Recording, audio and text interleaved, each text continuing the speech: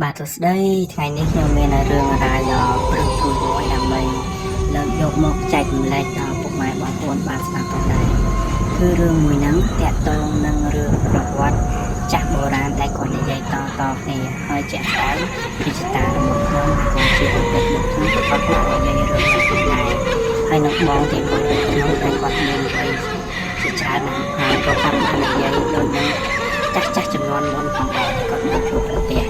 គឺរឿងមួយហ្នឹងតាក់ទងនៅក្នុងទឹកដីខេត្តកំពង់ធំនៅខេត្តកំពង់ធំ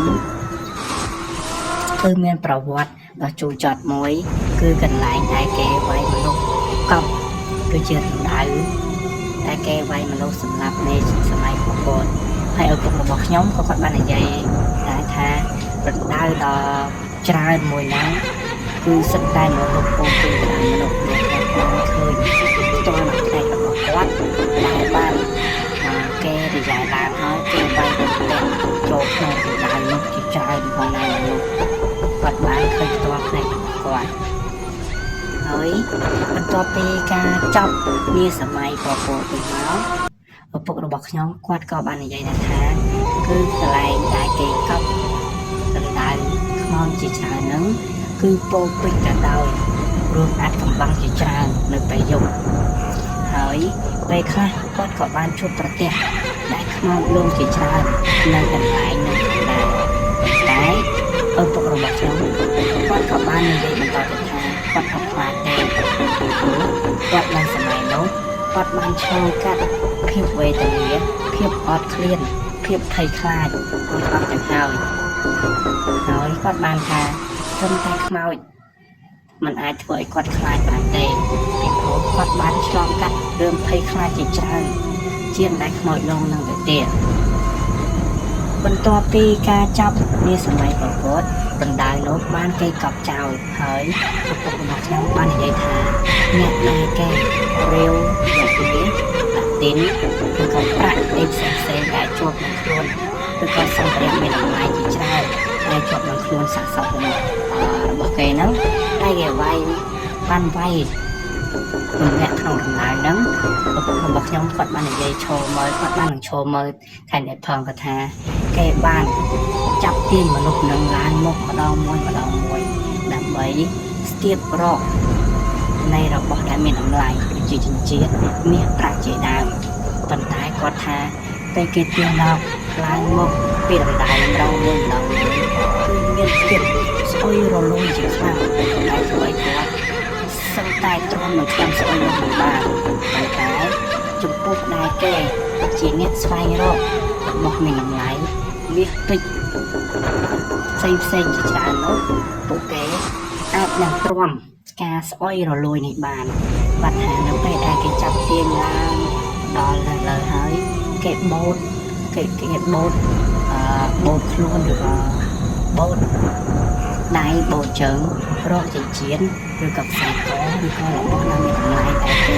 ຕົកនៅជាប់ខ្លួននៅក្នុងជីវិតរបស់គេហ្នឹងព្រោះគេថានាសម័យហ្នឹង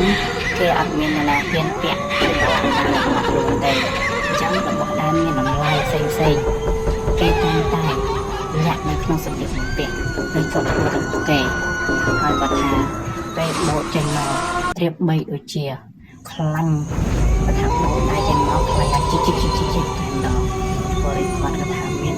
ស្អុយរលួយប្រៀបបីដូចជាប្រេង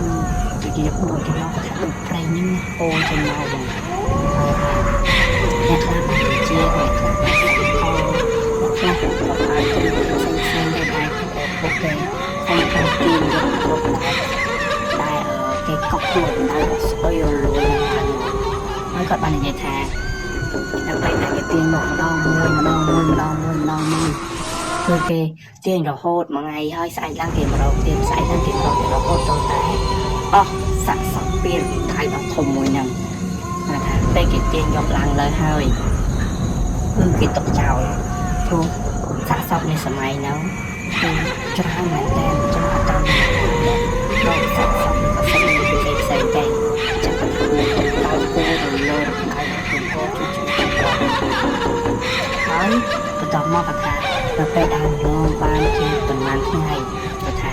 គាត់បានដើរទៅចិត្តនឹងពីព្រោះនៅពេលហ្នឹងគាត់ថាគាត់ដើរទៅរកត្រីដើរទៅរកត្រីគាត់ថាគឺខ្មោចយកពីច្រើនគាត់ថាពេលគាត់ដើរកាត់រដើរមួយហ្នឹងដែលពោពេញទៅដោយសត្វសពស្អុយរលួយទុកចោលហើយភ្លើងទៅជាប់ដណ្ដៅហ្នឹង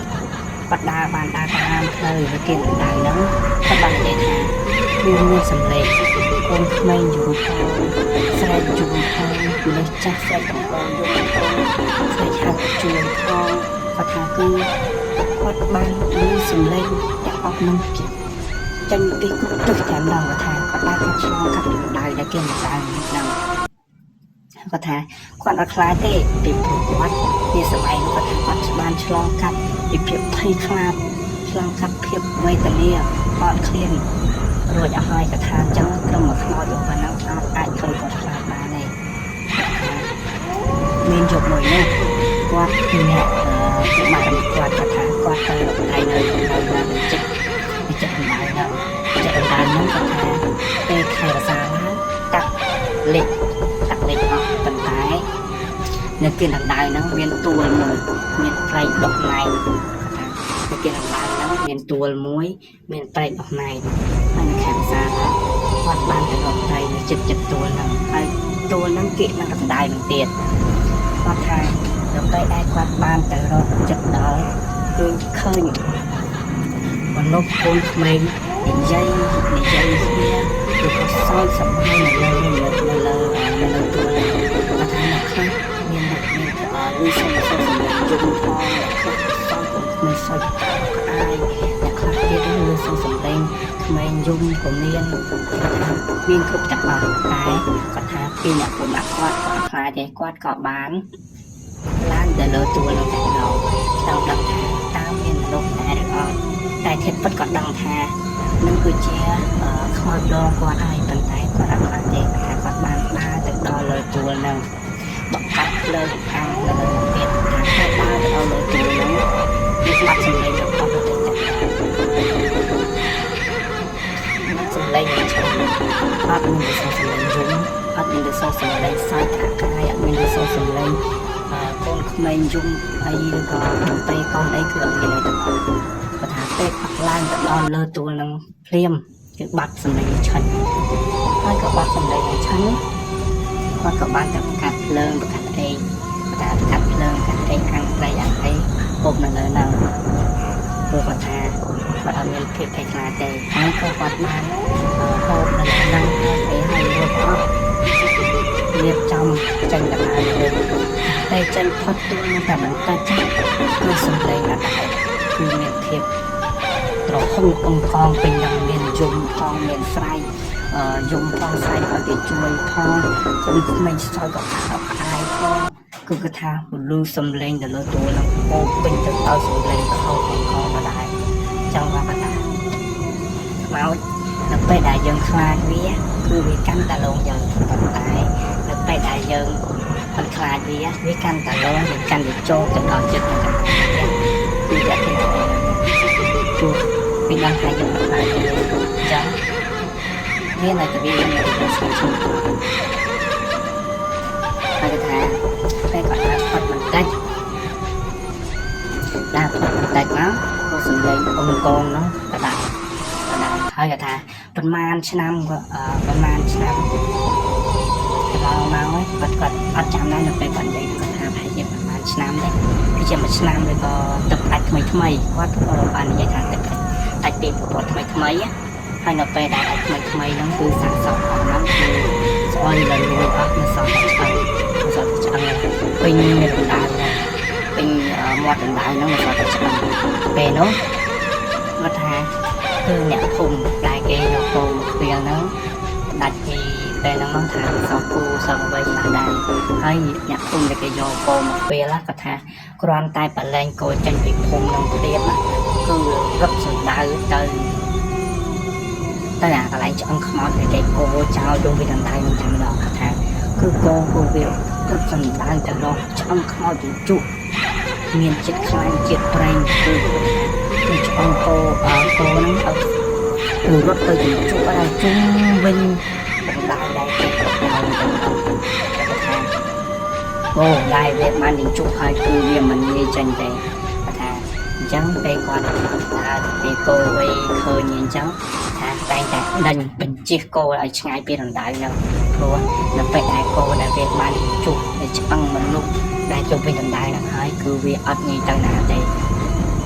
ហើយបន្ទាប់មកដាច់ប្រហែលឆ្នាំក្រោយមកបានបងរបស់ខ្ញុំក៏គាត់បានជួបរឿងហេតុការណ៍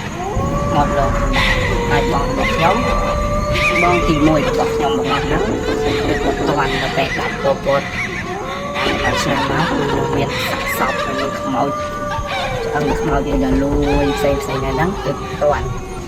ហើយគាត់ថាគាត់ដើរទៅដាក់បងគាត់ដើរទៅដាក់បងនៅចិត្តទួលមួយហ្នឹងហើយគាត់ថាប្រលប់ហើយនៅពេលដែលគាត់ដើរទៅដាក់បងចិត្តទួលហ្នឹងគាត់បកមកវិញគាត់ថាព្រិលស្រាប់តែឃើញឆ្កែធំមួយគាត់ថាពណ៌សធំមួយហ្នឹងបានរត់កាត់ពីមុខគាត់នៅចំកន្លែងដែលទួលខ្មោចហ្នឹងហើយគៀកនឹងរំដាយដែលគេកប់ខ្មោចរំដាយដែលកប់ខ្មោចច្រើនទៀតគាត់ថាគឺខ្មោចឆ្កែដល់សធំហ្នឹងគឺរត់កាត់មកតែគាត់ថាបានឃើញឆ្កែហ្នឹងហើយគាត់ភ័យខ្លាចតែហើយឆ្កែហ្នឹងចាក់តែគាត់ថាគឺអត់មានក្បាលទៀតគឺឆ្កែធំមួយគាត់ថាចំប្រព័ន្ធជ្រូកហើយអត់មានក្បាលទេគឺកំពត់កតែម្ដងហើយវារត់ឆ្លងកាត់ពីមុខគាត់ឆ្លងកាត់ផ្លូវហ្នឹងពីមុខគាត់រត់សម្ដៅទៅទួលខ្មោចហ្នឹងហើយក៏គាត់បាននិយាយថាពេលដែលឃើញក៏គាត់ភ័យខ្លាចតែគឺគាត់ដើរតែម្នាក់ឯងហើយគាត់ក៏អត់ដែរបានជួបប្រទះរឿងខ្មោចអីជាច្រើនពីពុករបស់ខ្ញុំក៏ជាតារបស់ខ្ញុំទេអញ្ចឹងគាត់បានឃើញរឿងរ៉ាវមួយយ៉ាងហើយគាត់មានភាពតក់ស្លុតភ័យខ្លាចជាខ្លាំងហើយផ្ទួលហ្នឹងតែម្ដងគឺមានគេយកផ្លែឈើឬក៏មាន់សែនផ្សេងគេតែងយកទៅសែននៅទីហ្នឹងទាំងអស់ពីព្រោះកន្លែងហ្នឹងគឺជាកន្លែងព្រមពេញទៅដោយពុទ្ធអវិញ្ញាណក៏ខ្មោចតែហើយដែលស្លាប់បាត់បង់ជីវិតនៅក្នុងច្រើនតែអញ្ចឹងបានធ្វើឲ្យកន្លែងហ្នឹងមានការលងសាហាវខ្លាំងហើយរបស់ខ្ញុំក៏គាត់បានបន្តទៀតថានៅពេលដែលគាត់បរទេសទៅយប់ថ្ងៃនោះគាត់បានបរទេសក្របីហ្នឹងគាត់ថាទៅយប់ជ្រៅហើយគាត់បានបរទេសក្របីហ្នឹងទៅតាមផ្លូវគៀនអាទួលមួយហ្នឹងទួលខ្មោចហ្នឹងគាត់ថាបានមានឃើញរឿងដ៏អស្ចារ្យមួយទៀតតែគាត់មិនដើរឃើញថាអត់ដើរឃើញពីឡងបែបហ្នឹងគឺវាចាប់ទៅដល់ប្រវត្តិយើងមើលវាអត់ឃើញទេគាត់ថាយើងមើលវាអត់ឃើញទេគាត់ទៅយើងបវារហូតដល់ទួលទឹមនឹងទួលហ្នឹងណាគឺវាចាប់ទៅដល់ប្រវត្តិធ្វើឲ្យប្រវត្តិអត់ទៅណាទេវិញក្បាលគិតខុតពេញហ្នឹងគាត់ថាប្រកបណាគាត់ជាខ្មោចហើយវាចង់មកលងគាត់ទៀតហើយចង់ធ្វើបាបគាត់ទៀតហើយគាត់ថាទោះគាត់ខំវាយក៏បីយ៉ាងណាក៏ដោយវាយព្រោះម៉ោងយើងវាយក៏បីវាយមិនទៅដែរក៏វាអត់ទៅដែរព្រោះគាត់ថាដូចមានមនុស្សមកចាប់កន្លុកមួយក៏ទោះយើងទៅថាវាធ្វើខឹកពីវាចន្លោតទៅពីហ្នឹងដល់ពេលនេះគាត់ក៏បានចុះទៅមុខប្រទេសហ្នឹងគាត់ក៏បានចុះទៅមុខប្រទេសហ្នឹងហើយក៏បានចាប់កន្លុកកបីហ្នឹងអូសទាញតេះទាំងកបីហ្នឹងទៅមុខហូតចឹងទៅគាត់ថាទៅមុខហួសផុតអាទួលហ្នឹងទៅគាត់ឡើងជារតេះដេញកបីហ្នឹងទៅបានធម្មតាវិញគាត់ថាគឺកន្លែងមួយហ្នឹងគឺពោពេញទៅដោយការមើលសម្រាប់ខ្លាំងការទីតាមឡើយហ្នឹងគឺម្ដាយរបស់គាត់ទៅជាយាយរបស់ខ្ញុំហ្នឹងគាត់បាននិយាយដែរថាគាត់បាននៅខែវស្សាគាត់បានទំពុំទុកនៅគៀននៅនឹងដែរអ៊ំទុកនៅគៀនហ្នឹងខ្ញុំខ្មោចយកសាហាវដូចឪពុករបស់ខ្ញុំបាននិយាយដែរគឺថានៅពេលដែលយាយរបស់ខ្ញុំហ្នឹងគាត់បានអ៊ំទុកទៅគៀនទួលហ្នឹងព្រោះនៅថានៅពេលដែលខែវស្សាឡើងផ្លូវដែលនៅកាត់ឆ្លងកាត់ពីទួលហ្នឹងគឺវាទឹកកាត់ហើយនៅពេលដែលខែវស្សាហ្នឹង គាត់យាយរបស់ខ្ញុំគាត់បានអុំទុកទៅគេទួលនឹងទៅអុំតាមផ្លូវនឹងអុំទុកទៅតាមផ្លូវគឺខ្មោចលោកគាត់ទៀតគាត់ថាចឹងបន្លែងនឹងពោពេញទៅដោយពុកអវិញ្ញាណខ្មោចលោកគាត់ថានឹងឡងបែបម៉េចទេគឺវាឡងវាមកអង្គុយនៅកន្សែងទុកគាត់ថាគាត់អុំនៅក្បាលទុកប៉ុន្តែមកហ្នឹងវាបានលោកគាត់អង្គុយនឹងកន្សែងទុកថាក៏ឡែកមកក្រោយគឺគាត់ថាគឺមិនស្ទង់តែម្ដងនេះគាត់បាននិយាយតាមខ្ញុំ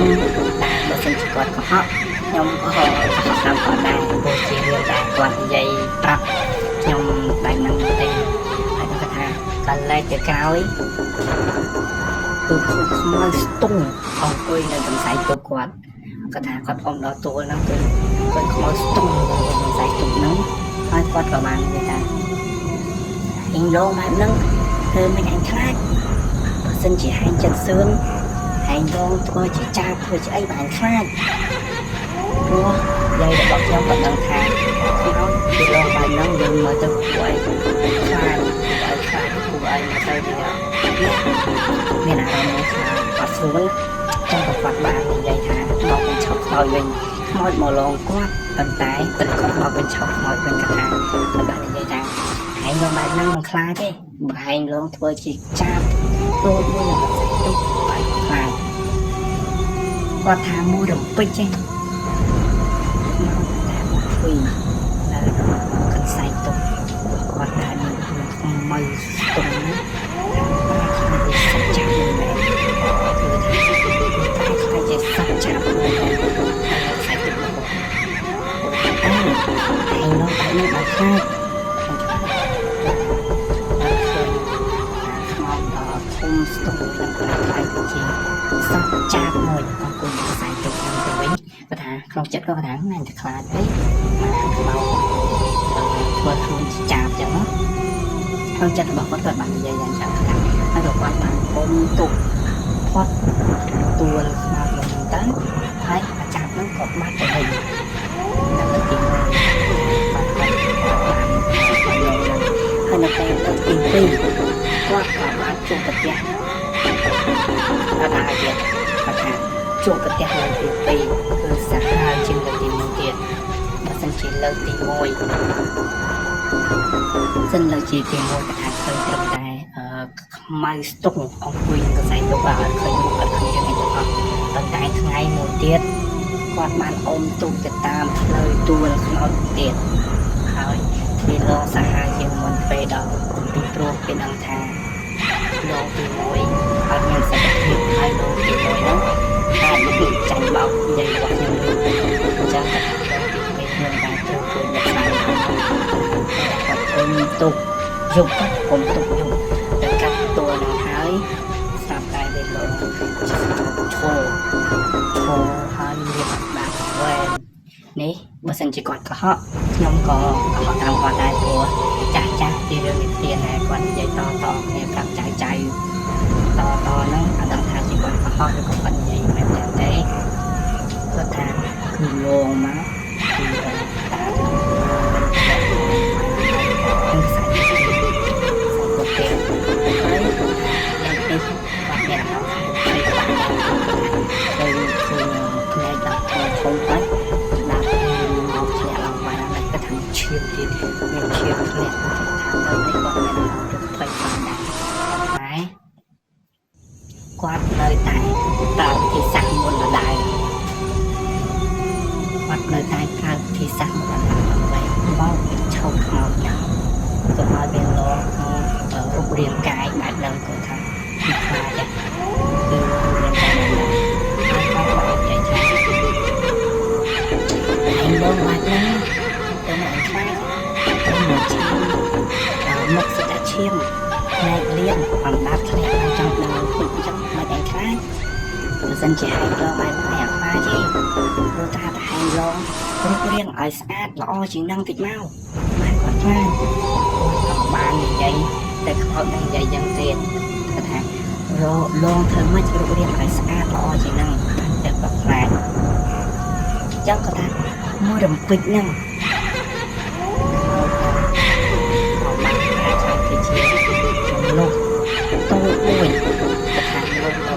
តូចមួយមានយើងធម្មតាចឹងហើយអង្គុយនឹងសរសៃទំនុំគាត់អើធ្វើបែបហ្នឹងទៅក៏ខ្លាចតាគាត់ក៏បានខ្លាចទៅខ្មោចនឹងថាចឹងហើយដល់ពេលនេះគាត់ទៅចិត្តគាត់ថាតែខ្លាចនេះទាំងគេទាំងយើងឃើញមនុស្សធម្មតាមនុស្សតូចមួយធម្មតាអង្គុយនឹងសរសៃទឹកនឹងក៏ខ្លាចនេះគេនិយាយថានេះគឺជាឆោមខ្មោចយើងបោកលើកទី2ហើយពេលហ្នឹងឃើញហ្នឹងក៏ផុតទៅមកទុកទួលមួយហ្នឹងទៅខ្ញុំគ្រាឆ្លាតបន្តិចគាត់បាត់មនុស្សពីលើខ្សែទុកទៀតបាត់មនុស្សតបាត់ទៅទៅនេះគឺទៀតលើប្រហែលដងมันវាឈប់គាត់ទៅបានយ៉ាងទៀតថាដល់បានដងมันវាឈប់ហើយគាត់ថាពេលអ៊ំទុកគាត់ទៅបាត់យើងកូនក្មេងមួយនឹងអង្គុយខ្សែទុកទៅហើយរឿងរ៉ាវនេះជាក់ស្ដែងសម្បីតែមកដល់សប្តាហ៍ថ្ងៃនេះទួលដែលនៅដែលគាត់ដំណើរទៅគឺជាក់ស្ដែងដល់សប្តាហ៍ថ្ងៃនេះគឺនៅបានចាំឃើញតែខ្ញុំមកនឹងចិត្តទៅទៀតអញ្ចឹងខ្ញុំក៏បានទៅឃើញហើយក៏បានឃើញទួលឃើញដៅប៉ុន្តែចំណន់ខ្ញុំនេះខ្ញុំដឹងហ្នឹងត្រឹមបានមកឃើញទួលនៅដដែលផ្លូវហ្នឹងនៅដដែលហ្នឹងប៉ុន្តែអាដៅហ្នឹងលាក់ឈើដែលវាជ្រុះដែលលាក់ឈើវាដុះជុំវិញហ្នឹងគឺវាជ្រុះចុះហ្នឹងទៅគឺវាចិត្តនឹងពេញបាត់ហើយតន់ហ្នឹងគឺស្លឹកឈើឬក៏ទឹកហូបបានពីហ្នឹង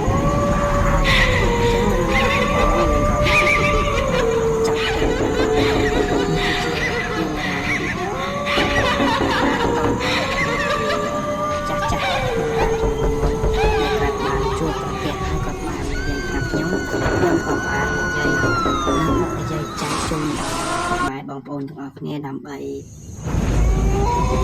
ដឹងពីប្រវត្តិនៃចាស់បុរាណរបស់ខ្មែរយ៉ាងហើយនេះគឺជាការនិយាយរបស់នៅទីមួយប៉ុន្តែបើសិនជាមានការខុសឆ្គងឬក៏ចូលជ្រុះពាក្យសម្ដីនោះសិន